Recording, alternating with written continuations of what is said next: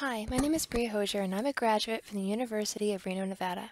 I'm going to be educating you today about the types of skin cancer, how we get skin cancer, and most importantly, how to avoid getting skin cancer.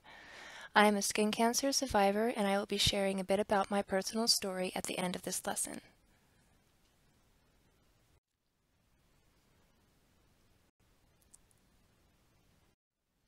First, let's learn a bit about the skin.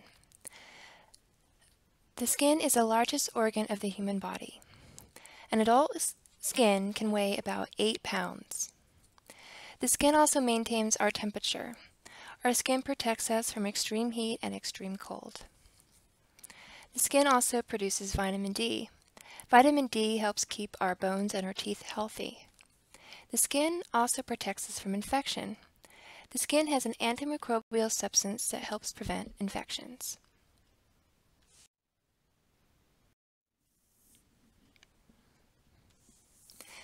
The skin is made up of 3 main layers. The epidermis, which is this upper layer, the dermis, which is this middle layer, and the hypodermis or subcutaneous layer, which is made up of this bottom layer.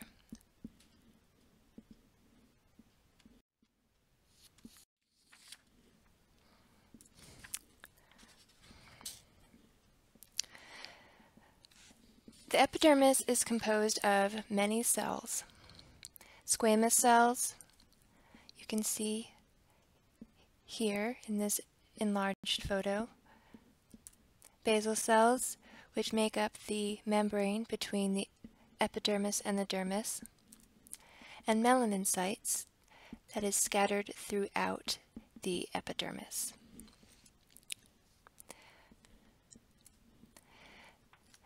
This middle layer, the dermis, regulates our temperature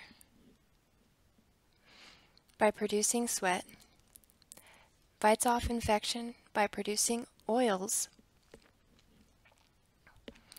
and also contains many blood vessels. This lower layer, the hypodermis, or subcutaneous layer, is made up of mostly fatty tissue. This tissue helps hold in heat and protects our bones and internal organs from outside forces.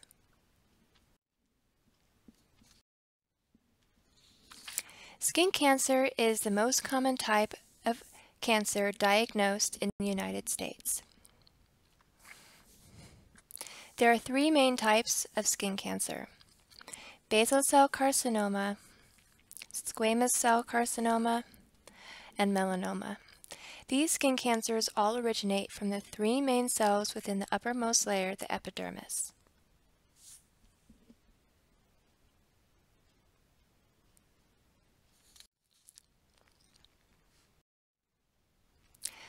Basal cell carcinoma is the most common type of skin cancer diagnosed.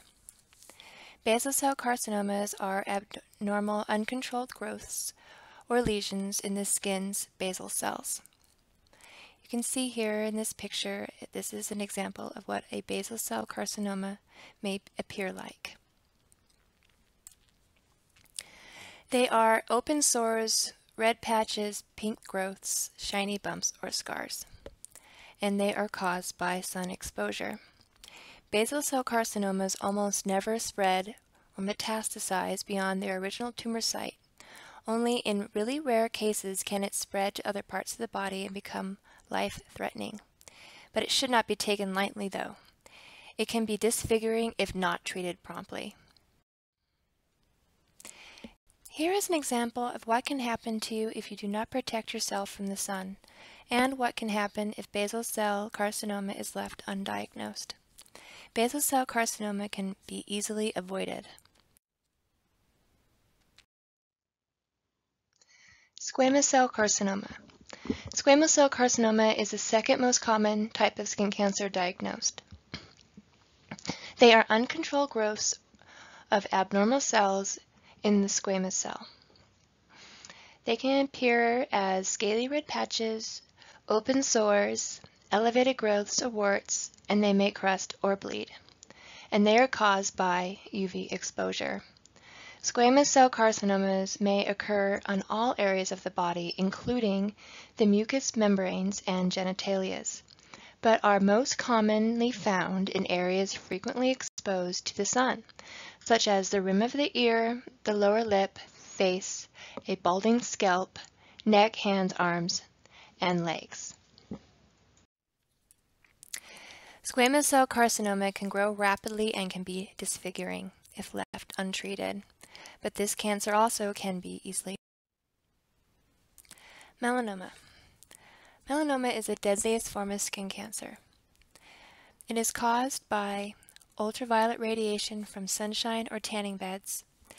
Tumors originate within the melanin sites of the epidermis. Melanomas often resemble moles, and some can develop from pre-existing moles. Most are black, brown, but can also be skin-colored, pink, red, purple, blue, or even white. Melanoma is caused mainly by intense UV exposure, frequently leading to sunburn, especially in those who are genetically predisposed to the disease. Melanoma kills an estimated 10,130 people in the U.S. annually. If melanoma is recognized and treated early, it is almost always curable, but if it is not, the cancer can advance and spread to other parts of the body, where it becomes hard to treat and can be fatal. While it is not the most common of all skin cancers, it causes the most deaths. Melanoma is the second most diagnosed cancer in the age groups of 15 to 29 years old. It only takes one blistering sunburn in childhood to increase your odds. Melanoma rates are increasing. Every year, the odd ratio of getting melanoma increases. If you were born in the 1930s, you will have a 1 out of 1,500 chance of acquiring the disease, whereas if you were born in 2015, you will now have 1 out of 50 chance of acquiring the disease, and the rates keep on increasing. So now that we know the where and the what of skin cancer, let's learn about the how. With sun's rays, there is a spectrum of color, or wavelength. Now the purple part of the spectrum contains what we call ultraviolet light, or short wavelength. The shorter the wavelength, the more damaging it is to our cells. There are 3 types of UV rays: UVA, UVB, or UVC.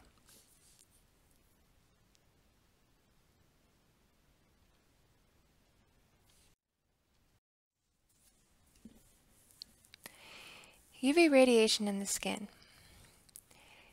UVA radiation is what causes us to get wrinkles, and it can penetrate both the epidermis and the dermis layer of the skin.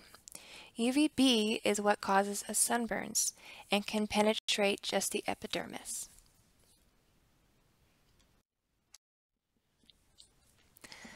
So how can we protect ourselves from the harmful UV radiation? Know what the UV index is and check it often. The UV index can be found online, and it is a daily reporting tool to tell us how high the ultraviolet radiation is at every given hour. Level green 1 through 2 is no danger from radiation. Level yellow 3 to 5 is low risk. Level orange 6 through 7 is high risk. Level red 8 through 10 is very high risk, and level purple 11 plus is extreme risk. My rule of thumb is to wear sunscreen from level yellow 3 and up.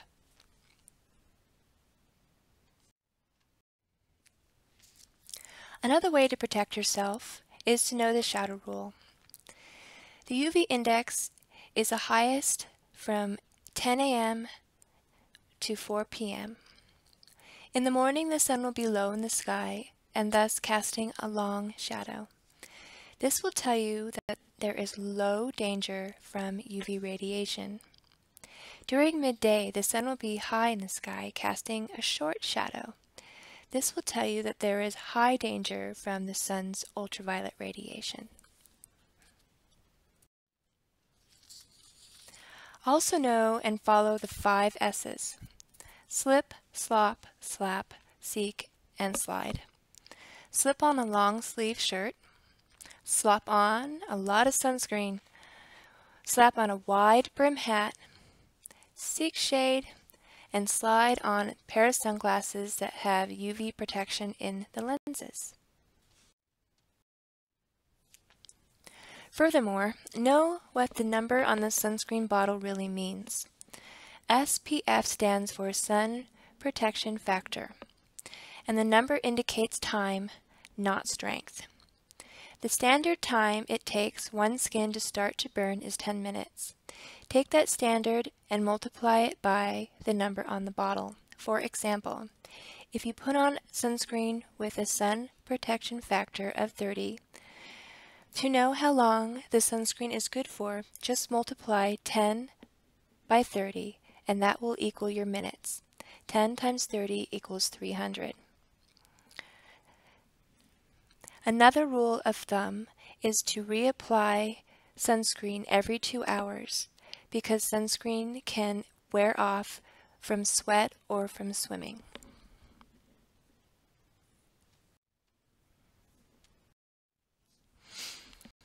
If you're concerned about a spot on your body and worried that it could be melanoma, you can check it with the ABCDE guidelines of self-check. A stands for asymmetry. Ask yourself, is your spot round on one side or jagged on the other?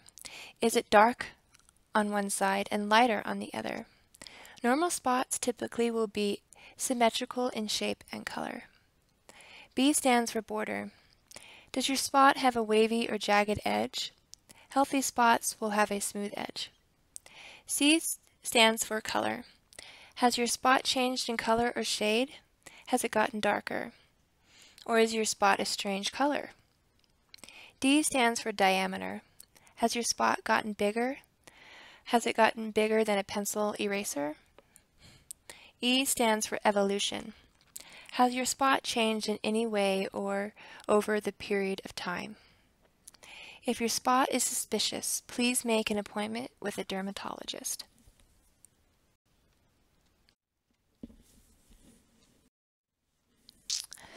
People who have been exposed to radiation from indoor tanning are 59% more likely to develop melanoma than those who have never tanned indoors, according to the American Academy of Dermatology.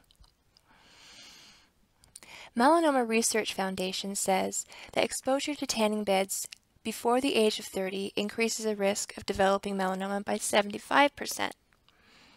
Indoor tanning devices are proven to cause cancer and have been classified into the highest risk cancer category by the World Health Organization's Internal Agency for Cancer Research. Being tanned does not make you look healthier or more attractive.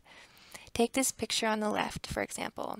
Which picture do you prefer? I bet you chose the one on the left, the one in the white tank top, instead of the girl in the light orange tank top.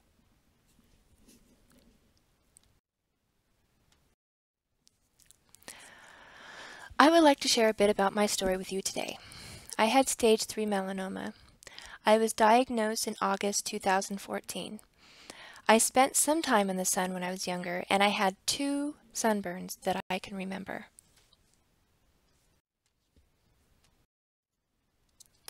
The cancer was from a mole I had my whole life that was on my upper right thigh.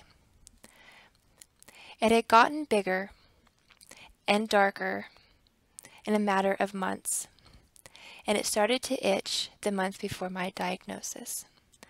As you can see here in the picture, my mole is so small you can barely see it, and this is 1 year before my actual diagnosis.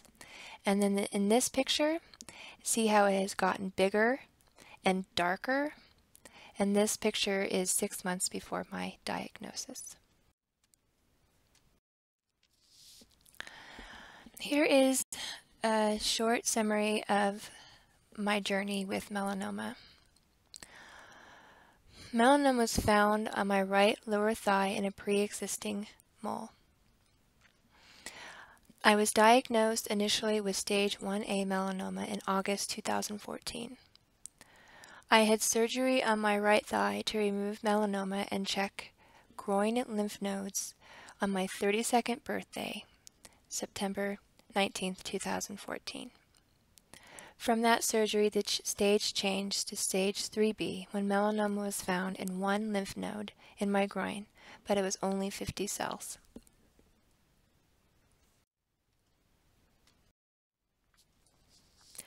I had a full lymph node removal in my right groin and my first positron emissions tomography scan, or PET scan, in October 26, 2014.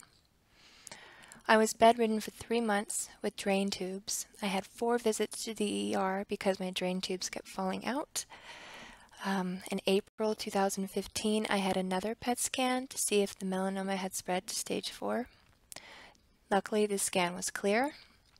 I have a scan every January. As of March 2017, I am still cancer-free.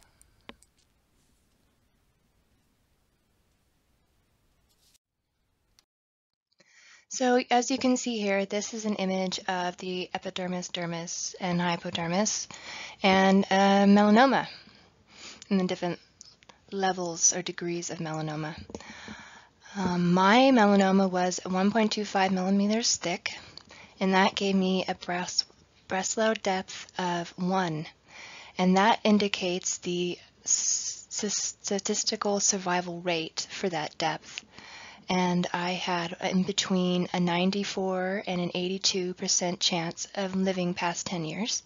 They also factor in the Clark's level. Mine was a 3, and that's because the melanoma was cresting right through the epidermis into the dermis, and that's where we have those blood vessels and all of our lymphatic tissues, so that gave me a chance of it possibly spreading. So that's why 71% is circled, and then they take those 2 percentages and they kind of factor them together, and after that they gave me an 80% chance that it didn't spread. So that was good initially.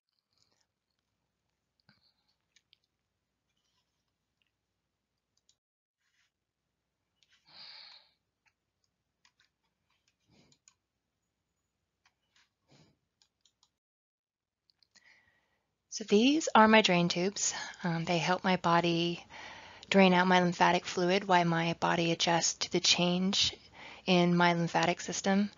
Eventually my body will readjust and find a different way that's not as efficient, but these help me until then.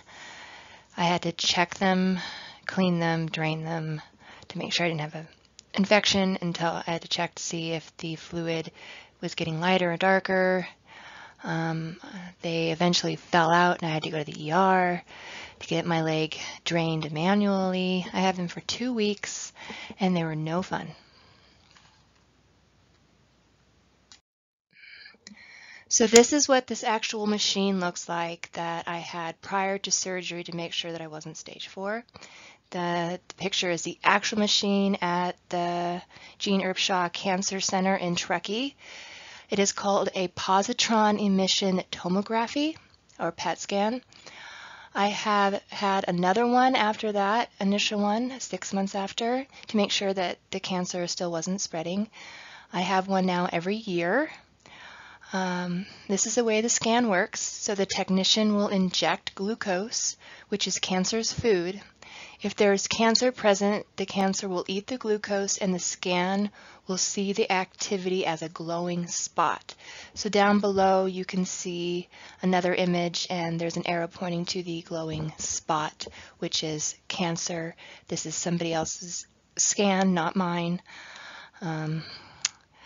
So that is how the scan works. It's actually really neat. So where am I now? So I changed my major from nursing to public health because public health focuses on prevention. I want to keep people from having to go through what I went through. I graduated on the School of Community Health Sciences Dean List with a bachelor's degree of science with an emphasis of public health. I'm currently volunteering at the Cancer Coalition and our local chapter Red Cross as I take a breather and look for a job that will suit my passions. So my message to you is to please take care of your skin. Cover up and wear sunscreen. Check your skin often. Look in the mirrors to see your back. Take pictures of the ones that concern you and watch for changes.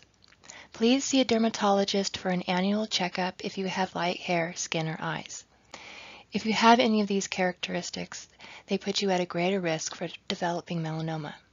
Ask your parents or your grandparents if they've had any skin cancer because this also puts you at a greater risk. I had 3 grandparents with melanoma and I did not find out until after my diagnosis. Thank you for your time and I hope you have taken away something that will benefit you and yours in the present and or future.